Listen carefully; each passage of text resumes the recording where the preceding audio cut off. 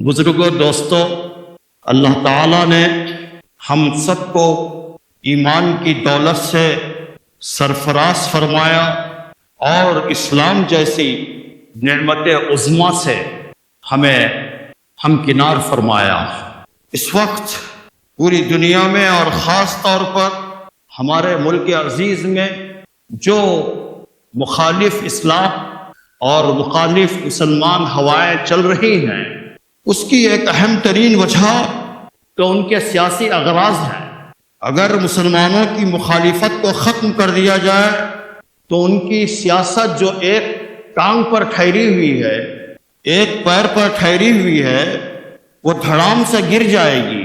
इसलिए मुसलमानों की मुखालिफत करना, उनको अजियतें पहुंचाना, उनको ईज़ा पहुंचाना, यह उनकी अहम तरीन सियासी ज़रूरत है।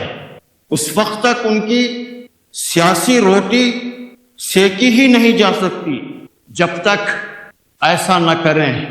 तो इसलिए हर तरफ साजिशें हो रही हैं, झूठ को फैलाया जा रहा है और अल्लाह ताला का फरमान है कि वयमकुरूना वयमकुरुल्लाह वल्लाहु खैरुल माकिरीन। वो अपनी चालें चल रहे हैं, अल्लाह अपनी चाल चल रहा था और अल्लाह सबसे बेहतर चाल चलने वाला है। इसलिए इनकी जो साजिशें हैं, इससे घबराने और डरने की चंदा जरूरत नहीं है।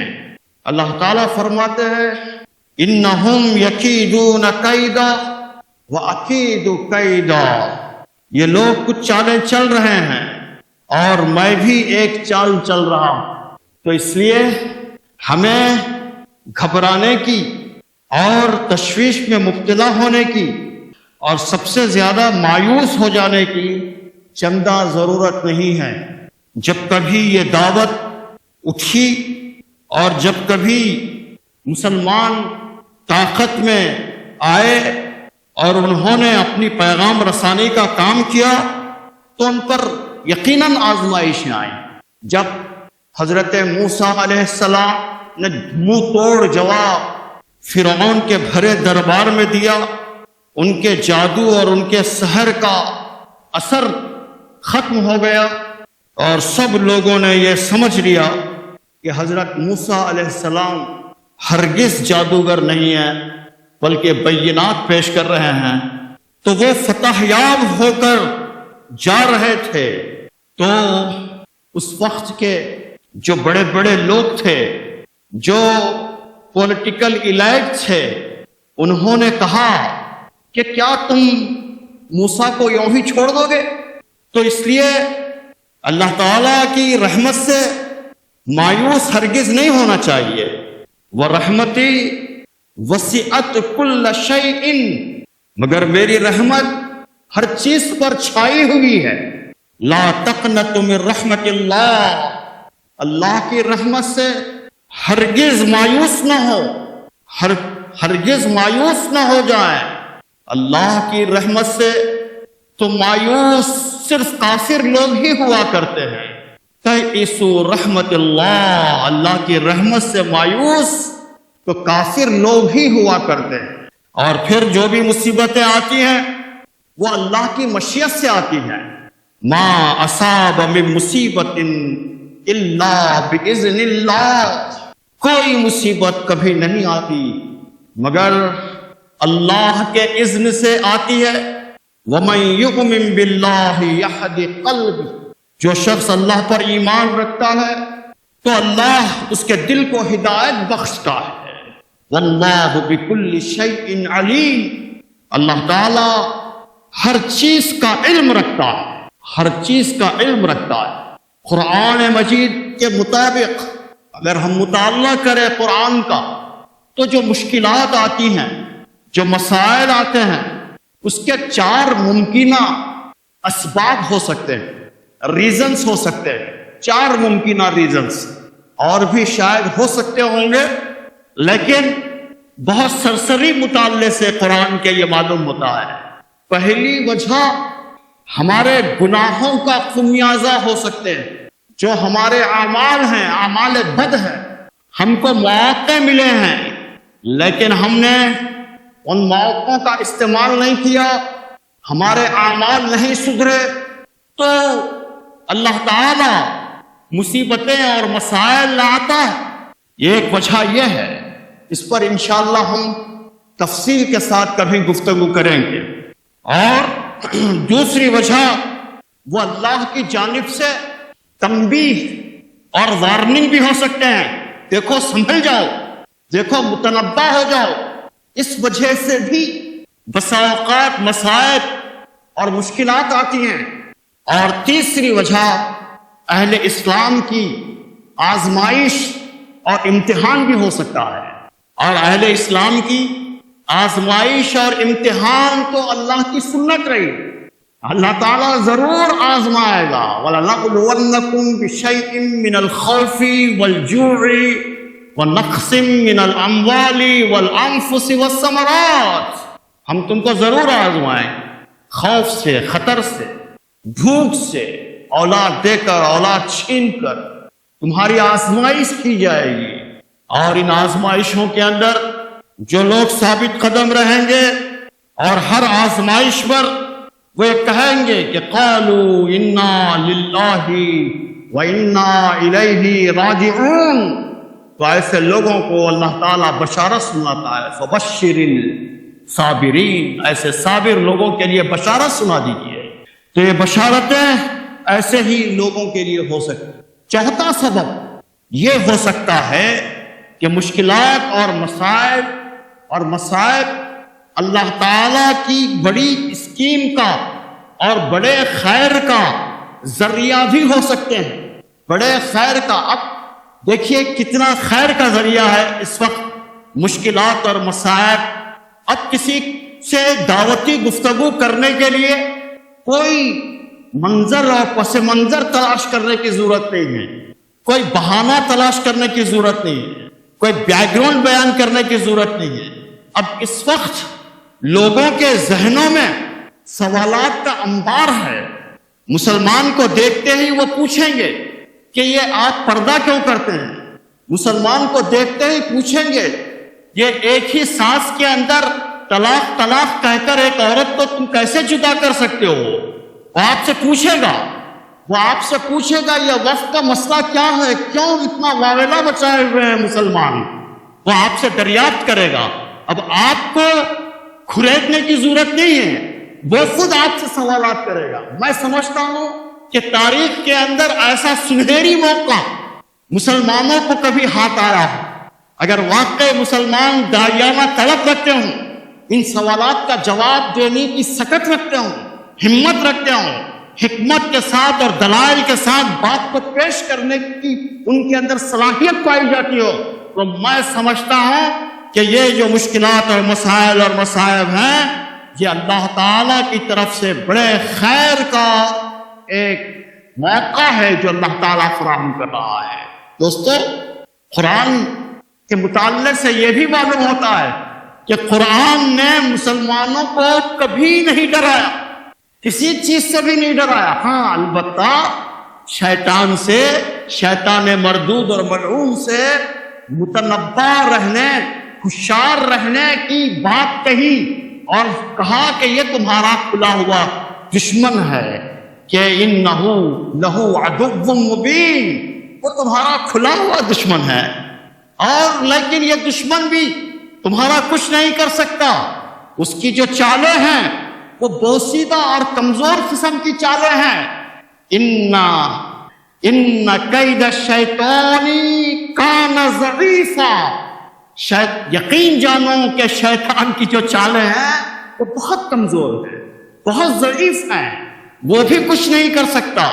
قرآن کے ڈسکورس پر، قرآن کے بیانیے پر آپ غور کیجئے کہ ایک طرف مشکلات اور مسائل اور مصائب کا طوفان ہے، لوگوں کو اسلام لانے کے نتیجے میں مارا جا رہا ہے، ان کو عرب کی گرم ریت پر دوپہر کے وقت میں گھسیٹا جا رہا ہے، آگ دہکا کر آگ میں ان کو لٹایا جا رہا ہے، اور چھاتے پر پتھر کی سیل رکھی جا رہی ہے، طرح طرح کی مصیبتوں اور مسائل کے اندر مبتلا کیا جا رہا ہے۔ اور جو لوگ مزدور پیشہ تھے، مزدوری کرتے تو یہ کہتے ہوئے ان کی مزدوری دینے سے انکار کر دیا جاتا تھا کہ تم مسلمان ہو، تو کیسی کیسی آزمائشوں سے دوچار کیا جا رہا تھا۔ لیکن قرآن نازل ہو رہا ہے، قرآن نازل ہو رہا ہے، کس شان کے ساتھ میں نازل ہو رہا ہے آپ اندازہ کیجئے۔ قرآن نازل ہو رہا ہے، قد افلح المؤمنون، فلاح پا گئے مومنین۔ یہ سورہ مومنون کی ابتدائی آیت ہے، پہلی آیت ہے، اور سورہ مومنون بالاتفاق مکے کے ان حالات میں نازل ہوئی جس کو ہم آزمائشوں کا دور کہتے ہیں۔ انتہائی آزمائشوں کے دور میں یہ آیت نازل ہوئی، یہ سورہ نازل ہوا، اور اس کے اندر فرمایا گیا کہ کامیاب ہو گئے مومنین، فلاح پا گئے مومنین۔ دور دور تک کامیابی اور فلاح اور راحت کی کوئی امید کی کرن دکھائی نہیں دے رہی تھی، لیکن قرآن کا ڈسکورس یہ ہے کہ کامیاب ہو گئے مومنین۔ آپ اندازہ لگائیے۔ لیکن آج ہمارے واعظین، آج ہمارے مقررین اور واعظین لوگوں کو ڈراتے ہیں۔ نہیں، قرآن نے کہیں نہیں ڈرایا، قرآن نے صرف شیطان سے چوکنا اور چوکس رہنے کے لیے کہا، لیکن حالات کے لیے اس نے امید پیدا کی، امید کو جگایا۔ آپ بتائیے ایسی آزمائشوں کے دور میں کیا آیت نازل ہو رہی ہے کہ قد افلح المؤمنون، اور وہ مومنین کون ہیں؟ الذین هم فی صلاتهم خاشعون، یہ وہ لوگ ہیں جو اپنی نمازوں کے اندر خشیت اختیار کرتے ہیں، خشوع اختیار کرتے ہیں۔ وہ نمازیں وزن اتارنے کے لیے نہیں پڑھتے، وہ نمازیں اوپر اوپر نہیں پڑھتے، وہ نمازیں اٹھ بیٹھ نہیں کرتے، بلکہ اپنی نمازوں کے اندر خشوع اختیار کرتے ہیں، اللہ تعالیٰ کا تضرع اختیار کرتے ہیں۔ نماز میں وہ اللہ تعالیٰ کو دیکھتے ہیں، اللہ تعالیٰ سے گفتگو کرتے ہیں۔ ایک طرف بیٹے کا انتقال ہو گیا، بیٹے کا انتقال ہو گیا، لخت جگر کا انتقال ہو گیا، اور انتقال کے وقت امید کی جاتی ہے کہ قریبی رشتہ دار، پڑوس کے لوگ تعزیت کریں گے، ہمدردی جتائیں گے، لیکن قریب کے لوگ اور رشتہ داروں نے اور پڑوس کے لوگوں نے کہا کہ اب محمد وہ نسل کٹا ہو گیا، اس کے بعد میں اب کوئی نام لیوا نہیں رہے گا، اس کی نرینہ اولاد ختم ہو گئی۔ آپ بتائیے کہ کتنے دل برداشتہ قسم کے حالات سے ہوں گے۔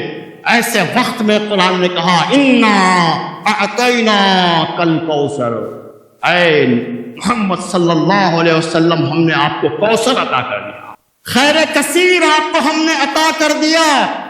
کوثر کے ایک معنی تو وہ ہے وہ آب کوثر، حوض کوثر، لیکن کوثر کے اصل معنی ہے خیر کثیر، جس کے اندر کثرت پائی جاتی ہے۔ خیر ہم نے آپ کو عطا کر دیا، اور پھر آپ کیا کرو، یہ مل گیا ہے آپ کو تو فصلی ربک وانحر، بس آپ نماز پڑھیے اور پھر قربانی دیجیے، اور پھر خوشخبری دی، کیا کہا؟ انا شانئک ھو الابتر، آپ کا دشمن ہی ابتر ہے، آپ کا دشمن ہی وہ نسل کٹا ہے، آپ کا دشمن کیا نام لیوا کوئی نہیں رہے گا۔ آپ بتائیے کوئی اپنے آپ کو ابو جہلی کہلانا پسند کرے گا، یزیدی کہلانا پسند کرے گا؟ اس کے برخلاف حسینی کہلانا پسند کرے گا، اس کے خلاف سیدی کہلانا پسند کرے گا، لیکن وہ کبھی پسند نہیں کرے گا۔ تو اللہ تعالیٰ نے اس طرح تسلی دی۔ تو ان حالات کے اندر بھی مسلمانوں کی نگاہیں قرآن مجید پر ہونی چاہیے، اور قرآن مجید سے ہم کو طاقت ہمت اور دانائی اور حکمت حاصل کرتے رہنا چاہیے. یہ وقت کی اہم ترین ضرورت ہے. جیسے جیسے حالات بدل رہے ہیں، مشکلات بڑھتی جا رہی ہیں، فرقہ پرست قوتیں، فسطائی طاقتیں، بے شرمی، ٹھٹائی، ان کو شرم نام کی کوئی چیز نہیں ان کے پاس. وہ ٹھٹائی اور بے شرمی کی ساری حدوں کو انہوں نے توڑ ڈالا ہے. ملک میں فرقہ پرستی، نفرت کے زہر کو عام کرنے کے لیے عدالتی نظام کو، بیوروکریسی کو، دستوری اداروں کو، کانسٹیٹیوشنل جو انسٹیٹیوشنز ہیں ان تمام کو انہوں نے، جمہوری اداروں کو انہوں نے کرپٹ کر دیا ہے. انہوں نے اس کو تباہ و برباد کر دیا ہے. انہوں نے کرپشن کے ساتھ میں اس کو آلودہ کر دیا ہے. میں نے ابھی کہیں چوراستے پر یہاں دیکھا، آکاشوانی کے سامنے ایک چوراستے پر میں نے دیکھا مودی از اکول ٹو ایڈی لکھا ہوا ہے، بڑے حرفوں کے اندر لکھا ہوا ہے. تو اس طرح انہوں نے اس کو تباہ و برباد کر دیا. تنگ نظر سیاسی، نظریاتی، مفاد پرست اور اپنے مفاد پرستی کی خاطر انہوں نے ملک کے سارے اداروں کی بلی چڑھا دی، اور عوام کی ایک بڑی تعداد کو اس کا اندازہ ہی نہیں ہے کہ یہ کیسی خطرناک قسم کی آگ ہے جو اس ملک میں بھڑکائی جا رہی ہے. اس آگ میں صرف مسلمان کو ہی نقصان نہیں پہنچے گا، بلکہ اس آگ کے اندر ملک کا ہر طبقہ جل کر خاکستر ہو جائے گا، جل کر وہ راکھ ہو جائے گا. اور یہ ہلاکت خیزیاں بہت جلد لوگوں کو معلوم ہوں گی. ابھی یہ ہلاکت خیزیاں ان پر عیاں نہیں ہو رہی ہیں، لیکن بہت جلد یہ ہلاکت خیزیاں ان پر واضح ہو جائیں گی. مسلمانوں کے اندر شدید غم، غصہ پایا جاتا ہے. غم کا، غصے کا پایا جانا ان کی ایک فطری عمل اور ایک فطرت کا تقاضا کہ ان کے اندر شدید غصے کا پایا جانا یہ تقاضا ہے، ایمان کا بھی تقاضا ہے. مسلمان بے شک اپنے لیے بھی پریشان ہیں، لیکن ساتھ ساتھ مسلمان اس ملک کے لیے بھی پریشان ہیں. آپ دیکھیے اتنی بڑی مہم چل رہی ہے تو ایک طرف یہ کہا جا رہا ہے، ایک طرف کہا جا رہا ہے کہ وقت بچاؤ، تو دوسری طرف کہا جا رہا ہے دستور بچاؤ، دستور بچاؤ، وقت بچاؤ، دستور بچاؤ. تو آپ اندازہ کیجئے کہ مسلمانوں کو صرف اپنی ہی فکر نہیں ہے بلکہ اس ملک کی فکر ہے. ملک کے لیے بھی اور اس کے مستقبل کے لیے بھی پریشان ہے. مستقبل میں آنے والی نسلوں کے لیے مسلمان چاہتا ہے کہ وہ ایک اچھا ماحول چھوڑ کر جائے. دوستو، ہم فکر مند اور پریشان ضرور ہیں، لیکن ہم مایوس نہیں ہیں، ہم خوف زدہ نہیں ہیں. جس دن ہم مایوس ہو جائیں گے، جس دن ہم خوف زدہ ہو جائیں گے، سمجھیے کہ ہم نے ہتھیار ڈال دیے، سمجھیے کہ ہم سرنڈر ہو گئے. اس لیے اپنے اندر کسی قسم کا خوف اور کسی قسم کی مایوسی اور فرسٹریشن کو ہم جگہ نہ دیں. یاد رکھیے کہ رونے دھونے سے کبھی حالات نہیں بدلتے. ان پر رو رہے ہیں، ان پر رو رہے ہیں، اپنوں پر رو رہے ہیں، علماء پر رو رہے ہیں، قائدین پر رو رہے ہیں. بلیم گیم سے بھی کوئی تبدیلی نہیں آتی. اس پر بلیم کر رہے ہیں، اس پر بلیم کر رہے ہیں.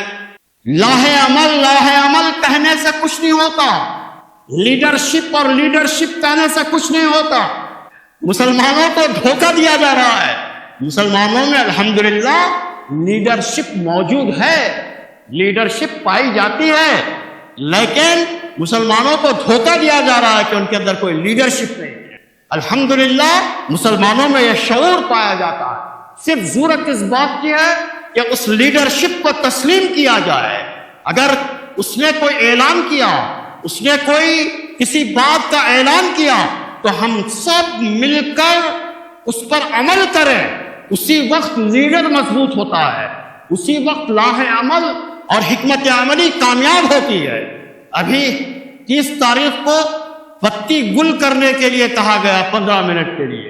کئی لوگوں نے اعتراضات کے ویڈیوز ڈالے, کہا کہ اس سے کیا ہوگا, اس سے نہیں. ایسی باتیں کرنے سے جو حکمت عملی ہوتی ہے وہ کمزور ہو جاتی ہے.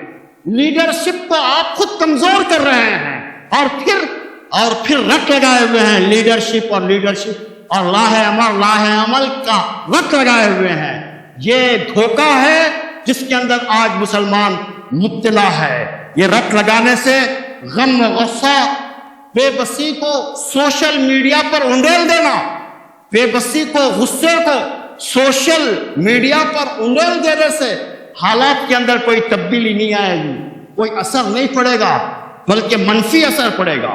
حالات کو بدلنے کے لیے جو چیز بہت ضروری ہے وہ ہے ایمان, وہ ہے عزم, وہ ہے حوصلہ, وہ ہے حکمت, وہ ہے بصیرت. بصارت تو ہے, آنکھوں سے ہم جو دیکھتے ہیں وہ بصارت ہے, لیکن جو چیز دکھائی نہیں دیتی اس کو دیکھنے کو بصیرت کہتے ہیں. ویژن, حکمت عملی, جہد مسلسل, اس سے تبدیلی آئے گی. اپنے دائرے میں لگ کر, جٹ کر ہم ٹھوس کاموں کے اندر مسلسل لگے رہیں. دوستو, سب سے پہلے ہم اپنے اندر یقین پیدا کریں, کہ یہ کانفیڈنس پیدا کریں, یہ اعتماد پیدا کریں کہ ہمیں کوئی طاقت صفِ ہستی سے نہیں مٹا سکتی. کیا 25 کروڑ لوگوں کو لے جا کر سمندر میں ڈبو دو گے تم؟ نہیں. کوئی ہستی, کوئی طاقت ہمیں صفِ ہستی سے نہیں مٹا سکتی. اور مصیبتیں, مشکلات ہمارے تاریخ کا حصہ رہی ہیں. کبھی مسلمان مصیبتوں اور مشکلات سے کبھی بری نہیں رہا.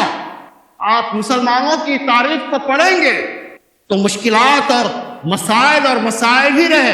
خود سیرت پاک صلی اللہ علیہ وسلم کا مطالعہ کریں تو آپ کو معلوم ہوگا کہ کیسے مسائل تھے, کیسے مصائب تھے. 1857 کی جنگ آزادی کے اندر کیسے مصائب آئے, کتنے ہزار علماء کرام شہید ہوئے. اور اس لیے ہم کہتے ہیں کہ باطل سے دبنے والے اے آسمان نہیں ہم. یہ بچے کو یاد دلائیے یہ شعر. باطل سے دبنے والے اے آسمان نہیں ہم, 100 بار کر چکا ہے امتحان ہمارا, 100 بار کر چکا ہے امتحان ہمارا. توحید کی امانت سینوں میں ہے ہمارے, آسان ہی مٹانا نام و نشان. ہر بچے کو یاد دلائیے, توحید کی امانت جب تک ہمارے سینوں کے اندر موجود ہے کوئی ہم کو مٹا نہیں سکتا.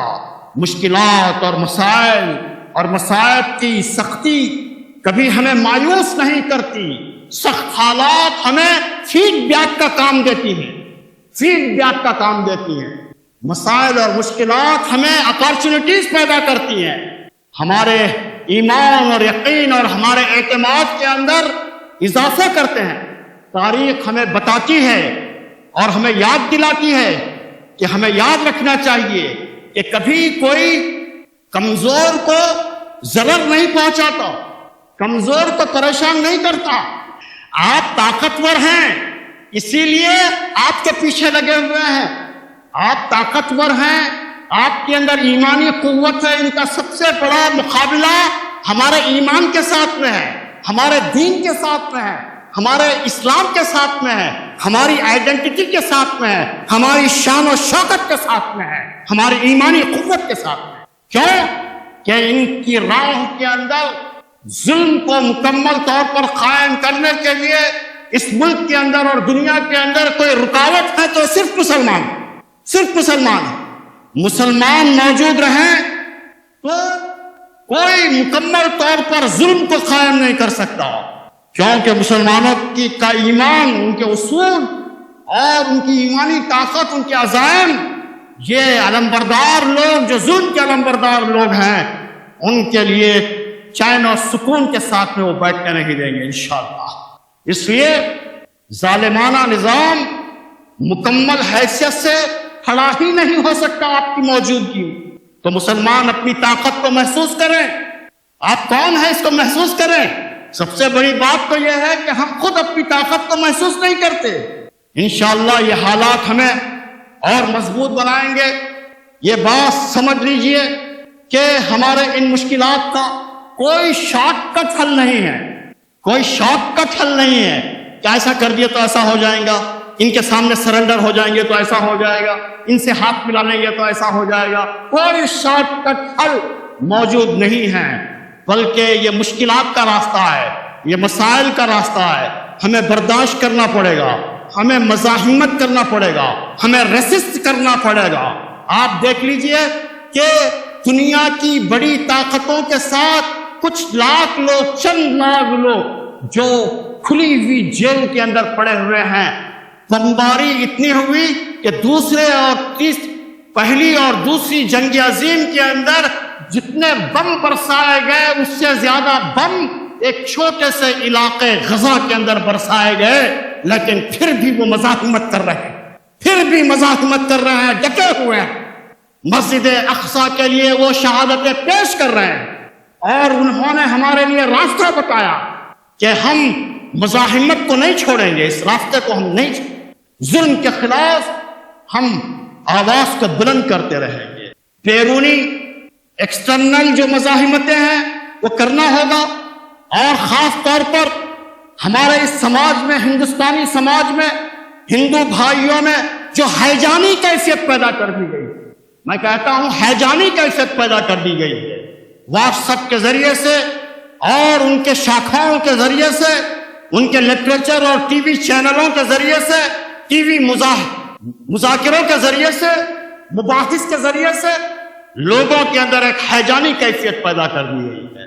تو اس ہیجانی کیفیت کو کم کرنے کے لیے ہم کیا رول ادا کر سکتے ہیں، اس رول کو ہم ادا کریں، پازیٹیو رول کو ہم ادا کریں، اندرونی طور پر ہم مضبوط ہوں، ہم طاقتور ہوں۔ طاقت کا مقابلہ طاقتور ہی کر سکتا ہے، کمزور لوگ نہیں کر سکتے۔ اور ہمارے طاقت کا سر چشمہ کیا ہے؟ ایمان ہے۔ ہماری طاقت کا چشمہ کیا ہے؟ اویئرنیس ہے۔ ہماری طاقت کا سر چشمہ کیا ہے؟ تعلیم ہے۔ ہم ہر سطح پر تعلیم لوگوں کو دیں، ہمارے سلم ایریاز کے اندر، ہمارے چبوتروں میں، ہمارے گلی کوچوں میں، ہر جگہ تعلیم کا بول بالا ہو۔ تعلیم کو ہم ایک تحریک کی حیثیت سے چلائیں، اور کوئی بچہ، کوئی لڑکی، کوئی بوڑھا تعلیم سے محروم نہ رہے۔ یہ کام ہم انجام دیں، ہمارے اندر اسکلز کو پیدا کریں، ہم اپنے آپ کو ناگزیر ثابت کرنے کی کوشش کریں کہ ہمارے بغیر یہ ملک نہیں چل سکتا، ہمارے بغیر سائنس اور ٹیکنالوجی آگے نہیں بڑھ سکتی، ہمارے بغیر ریسرچ آگے نہیں بڑھ سکتا۔ یہ ثابت کرنے کی ہم کوشش کریں، اور اپنی معاشی حالت کو درست کریں، معاشی حالت کو مضبوط کریں۔ زکوٰۃ دیں کسی کو تو اتنی دیں اس کو کہ وہ اپنے پیروں پر کھڑا ہو جائے، اور پھر اس کے بعد میں اگر کسی کو ایک فیکٹری ہے تو دوسری فیکٹری بھی قائم کرے، اور ایک فیکٹری اپنے لیے اور دوسری فیکٹری ملت کی ضرورتوں کے لیے، اسلام کی احیاء کے لیے اس فیکٹری کی آمدنی کا استعمال کریں۔ اس طرح ہم اپنے معاشی حالات کو مضبوط کریں، اور پھر ہم اپنے آپ کو جذباتیت سے پاک کریں۔ ہم بہت ایموشنل واقع ہوئے، بہت کچے جذبات ہیں ہمارے، اور بہت جلدی جذبات میں آ جاتے ہیں، ایموشنز کے اندر جاتے ہیں، اور یہ قومی المیہ ہے ہمارے لیے۔ اس لیے ہم اپنی جذباتیت کو حکمت کے اندر، دانائی کے اندر ہم تبدیل کریں۔ اور یہ جذباتیت، میری قسم کی جو جذباتیت ہے، یہ آدمی کو سوچنے سمجھنے سے خالی کر دیتی ہے۔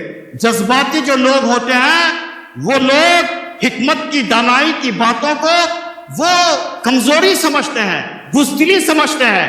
جو اپنے لوگ ہوتے ہیں ان کی باتوں کو تسلیم کرتے ہیں، اور جو لوگ ان کو اچھی باتیں بتاتے ہیں ان کی باتوں پر عمل کرنے کے لیے تیار نہیں۔ پھر ہم برادران وطن کے ساتھ میں تعلقات کو مضبوط کریں۔ برادران وطن کے یہ وقت ہے، یہ ہم ان سے اپنے تعلقات کو مضبوط کریں، ان سے سلام علیک کریں، ان سے ملیں، ان سے ملاقاتیں کریں، ان کے سکھ دکھ کے اندر کام آئیں، ان کو ہم الگ نہ سمجھیں، غیر مسلم کا لفظ استعمال نہ کریں، غیر مسلم نہیں، ہم کہیں برادران وطن، وطنی بھائی، وطنی بہنیں، یہ ہمارے وطن کے لوگ ہیں، یہ لوگ محروم ہیں اسلام سے، اسلام کے نور سے محروم ہیں، ایمان کی دولت سے محروم ہیں۔ ہمارا کام ہے کہ ہم ان تک اسلام کو پہنچائیں اور ایمان کو پہنچائیں، ان سے تعلقات کو مضبوط کریں، ان کی غلط فہمیوں کو دور کریں، اور پھر اپنے مقام پر مسلمانوں کی کمزوری کو دور کریں۔ اور سب سے بڑی کمزوری مسلمانوں کی کیا ہے؟ وہ اخلاقی کمزوری ہے، اخلاقی کمزوری ہے۔ ہم اپنی اخلاقی حالت کو درست کریں، دکاندار با اخلاق ہو، آفیسر با اخلاق ہو، رکشہ چلانے والا با اخلاق ہو، مزدور با اخلاق ہو، اسٹوڈنٹ با اخلاق ہو، ٹیچر اور لیکچرر با اخلاق ہو۔ ہم با اخلاق بنیں، اخلاق کے سرمایے سے ہم اپنے حالات کو درست کریں اور امت مسلمہ کو خیر امت بنانے کی کوشش کریں، اور تمام کمزوروں کے لیے ہم رحمت بنیں۔ جتنے کمزور لوگ ہیں، دبے ہوئے لوگ ہیں، ڈپریو لوگ ہیں، کچلے ہوئے لوگ ہیں، کیا آپ سمجھتے ہیں کہ صرف ہم ہی لوگ دبے ہوئے کچلے ہوئے ہیں؟ نہیں، ہم سے بھی زیادہ دبے ہوئے کچلے ہوئے لوگ اس ملک کے اندر پائے جاتے ہیں، کئی دلت اس ملک کے اندر پائے جاتے ہیں۔ آج بھی دلت کو مندر کے اندر آنے نہیں دیا جاتا، آج بھی چند علاقے ایسے ہیں جہاں پر دلتوں کے لیے ہوٹلز الگ، جہاں پر راستے الگ ہیں، آج بھی اس ملک کے اندر یہ حالات پائے جاتے ہیں۔ اس لیے ہم ان تمام لوگوں کے لیے رحمت بنے، طاقت بنے۔ کونوا قوامون بالقسط، ہم سب کے لیے عدل و قسط کے علمبردار بنے، اور ہم جہاں کہیں بھی ظلم ہو رہا ہو ہم مظلوم کا ساتھ دیں۔ عام طور پر مسلمانوں پر یہ الزام ہے کہ ان پر کچھ ہوتا ہے تو میدان میں آتے ہیں، دوسروں پر ہوتا ہے تو وہ کچھ نہیں کہتے۔ نہیں، جہاں بھی ظلم ہو ہم ظلم کے خلاف میں آواز اٹھائیں، اور پھر سوشل میڈیا کی طاقت کو ہم سمجھیں، سوشل میڈیا کی طاقت کو ہم ضائع نہ کریں، اس کے اوپر صرف گلگی مذاق اور اس کے اوپر لوگوں کی دل آزاری اور ننگے نیوڈ قسم کی چیزوں کو ڈال کر ہم سوشل میڈیا پر اپنا وقت ضائع نہ کریں، اس کو مکمل طور پر استعمال کرنے کی کوشش کریں۔ دوستو، اور بھی بہت سی باتیں تاریخ کے اندر کیسا کیسا ہوا وہ بھی بیان کرنا تھا، لیکن ہم کو جمعہ کے دن وقت کی قلت ہوتی ہے، اور عام طور پر اسی وقت کی کمی کے ساتھ میں، قلت کے ساتھ میں اس کی قدر کرتے ہوئے اپنی بات کو، اپنی گفتگو کو ختم کرنا ہوتا ہے۔ اس لیے جو کچھ بھی اب اس وقت جد و جہد چل رہی ہے، جو بھی یہ کہے کہ ہم وفق قانون کے خلاف ہیں، ہم سب اس کا ساتھ دیں، اور خاص طور پر آل انڈیا مسلم پرسنل لا بورڈ جب کچھ بھی کہے، بتی گل، ارے بتی گل سے کیا ہوتا، فلاں سے کیا ہوتا، ارے کچھ نہیں ہوتا، لیکن ایک حکم کی تعمیل اگر کریں گے تو انشاءاللہ بہت کچھ ہو جائے گا۔ اللہ تعالیٰ ہمارے ساتھ خیر کا معاملہ فرمائے، اور ہمیں ہمارے اندر اتحاد اتفاق پیدا فرمائے۔ وآخر دعوانا ان الحمدللہ